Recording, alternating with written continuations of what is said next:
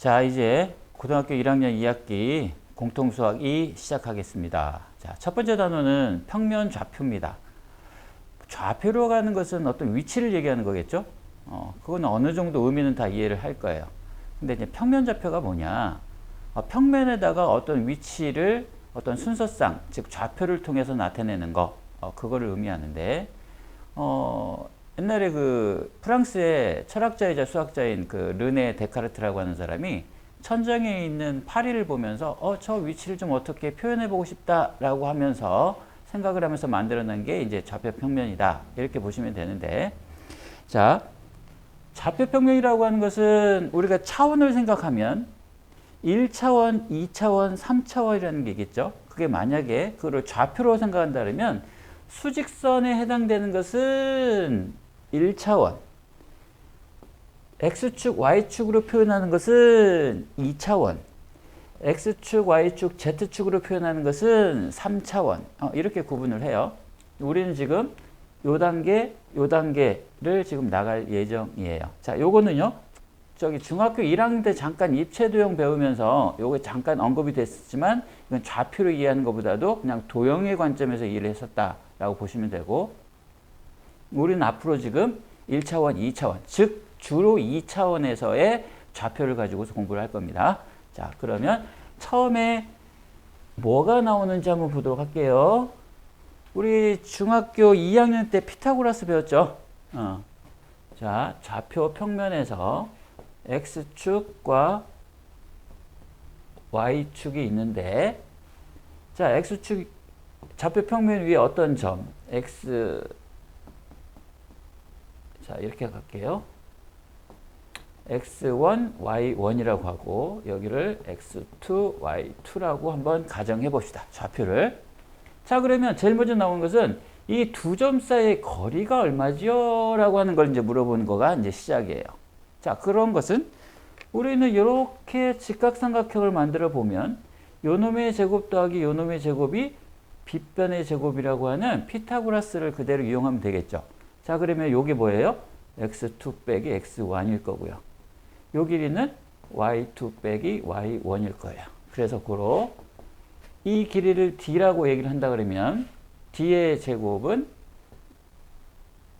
x2 빼기 x1의 제곱 더하기 y2 빼기 y1의 제곱, 이렇게 표현하겠죠. 그래서 제곱을 없애주면 길이기 때문에 이렇게 표현해주면 두 점 사이에 거리가 나오겠죠. 일단 두 점 사이 거리를 왜 했어요? 자, 우리 전에 이거를 통해서 이제 앞으로 좌표 평면에서 어떤 길이 문제라든지 그 다음에 어떤 내분점이라든지 무게중심이라든지 뭐 이런 것들을 지금 우리가 표현해 볼 거거든. 그래서 제일 먼저 두 점 사이의 거리를 먼저 한번 배워보세요 라고 지금 준 거야. 그래서 이걸 통해서 그 다음에 이제 나오는 것가 어떤 거가 나오느냐면 내분점, 외분점이라고 하는 게 나와요. 내분점, 외분점.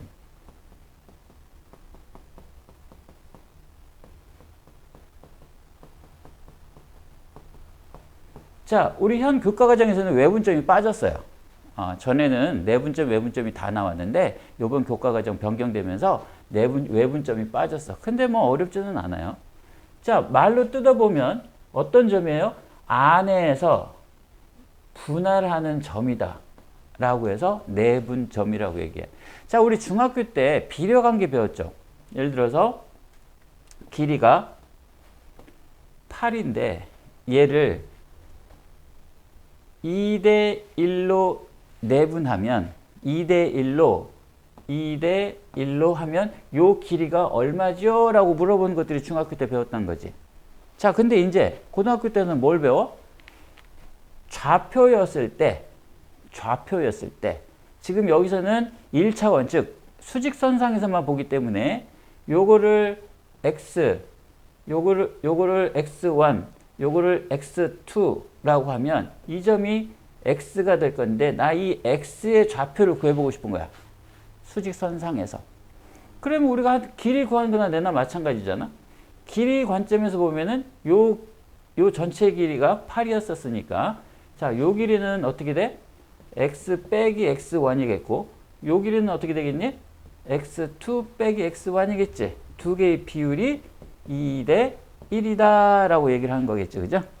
자, 그래서 요렇게 내항은 내항끼리, 외항은 외항끼리 해서 이놈에서 정리를 해주면 x는 2 더하기 1분의 2x2 빼기 1x1 이런 식으로 값이 구해진다는 거야.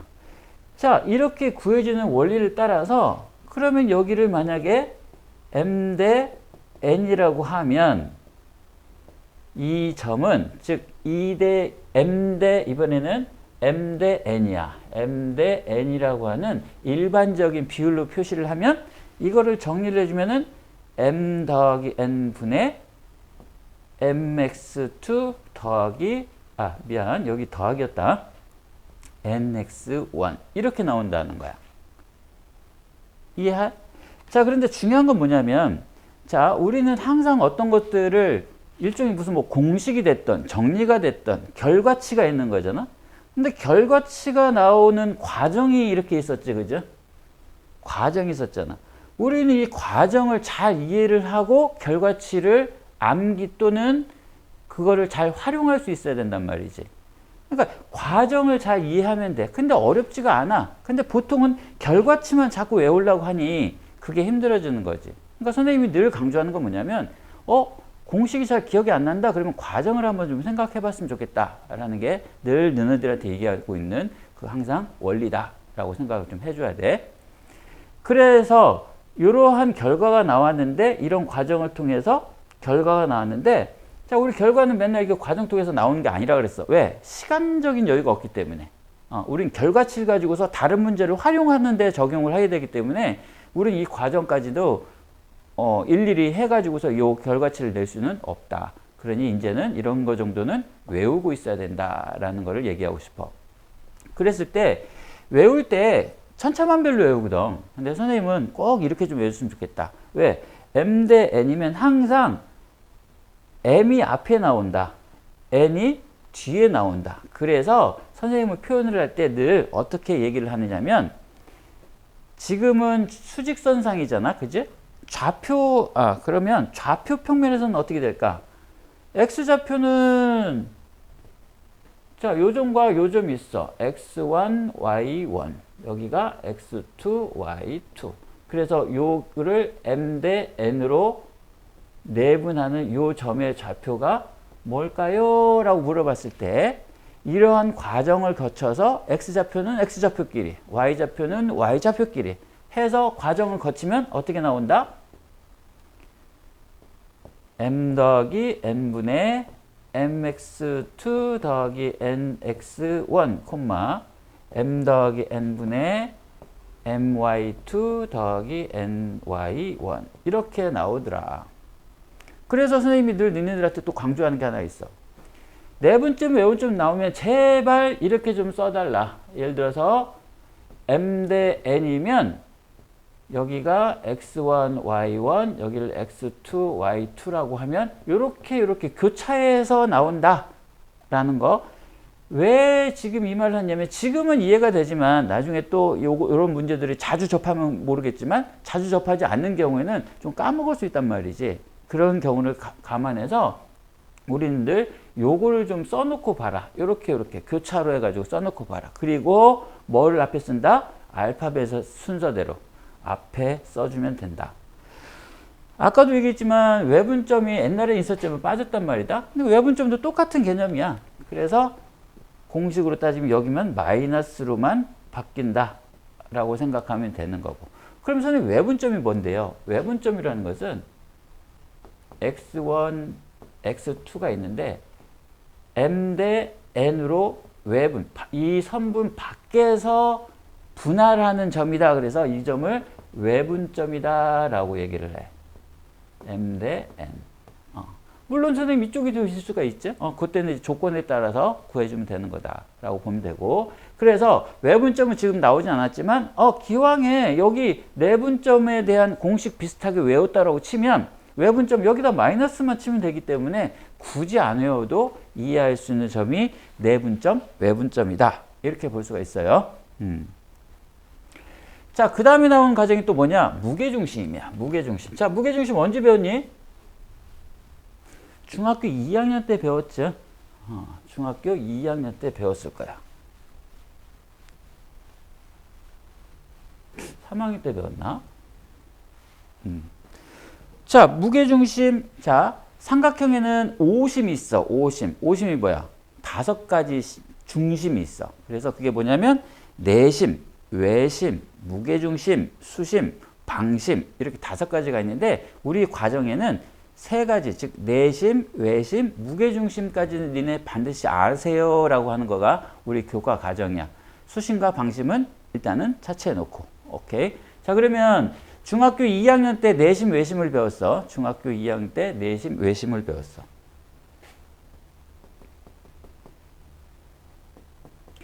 그리고 고등학교 때는 말이다. 니네들이 중학교 과정들이 이제는 좀 까먹었을 때쯤 됐잖아. 그게 뭐였지? 라고 하는 것들. 그렇지만 중학교 과정이고 고등학교 과정이 있으면 끝나버리면 돼. 단절되어 있으면 모르겠는데 이게 항상 고등학교 문제에서는 니네 중학교 과정은 이미 알고 있지? 그 다음에 그놈의 성질도 알고 있지? 그런 거를 문제에다가 집어넣거든. 그렇기 때문에 니네들이 한번 배웠다고 해서 끝나는 개념이 아니라 그게 계속해서 쌓여서 나간단 말이야. 그러면 너네는 고등학교 지금 공부를 하고 있는 과정에서도 중학교 때 필요한 개념, 뭐 다음 시간 같은 경우에는 사각형의 성질도 한번 다 선생님이 정리를 한번 해줄 건데 이런 성질들을 좀 반드시 좀 정리를 잘 해놔서 다른 어떤 문제가 나왔을 때 뭐 내심이 나왔다, 무게중심이 나왔다 그러면 그놈의 기본적인 성질은 반드시 알고 있어야 그 문제를 해결할 수 있다는 거야. 그래서 이런 것도 정리하는 습관 이거 반드시 니네들 기억을 해줘야 돼. 그래서 노트에다가 좀 적어놔야 되고 알겠지?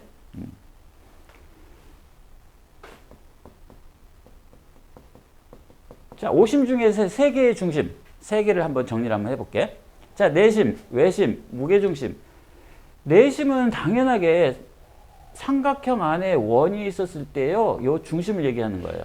외심은요, 삼각형 밖에 지나는, 세 점을 지나는 원이 있을 때 이놈의 중심을 얘기하는 거예요.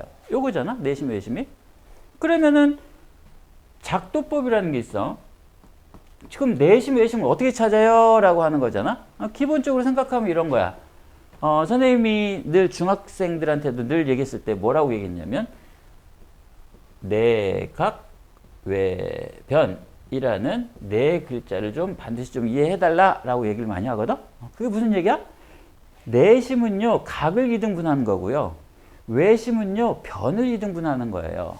이렇게 이해해 줘야 돼. 그래서 내심을 찾는 방법은 각을 이등분하는 거야. 꼭지점에 각을 이등분하고 각을 이등분하고 각을 이등분해 가지고서 만나는 이 점이 내심이다 라고 보면 되고 그러면 외심은요 변을 이등분했단 말이야. 즉 변의 수직이등분선 변의 수직이등분선 변의 수직이등분선 요 만나는 요 점이 외심이 된다는 거야.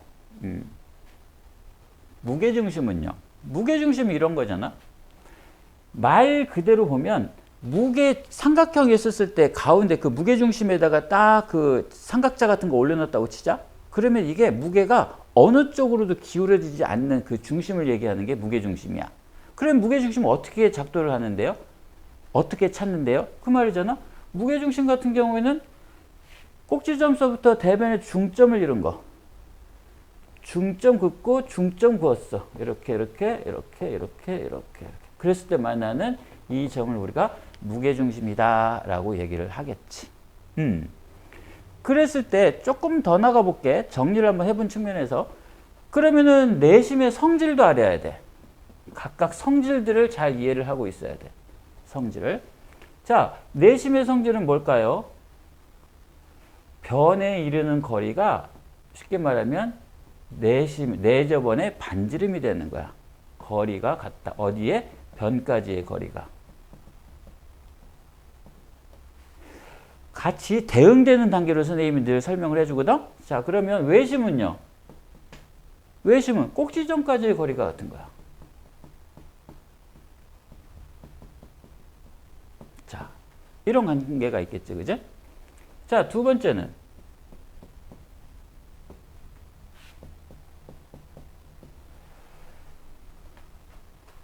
이 각을 x, x, y, y, z, z라고 하면 요 삼각형의 내각의 합이 180도잖아.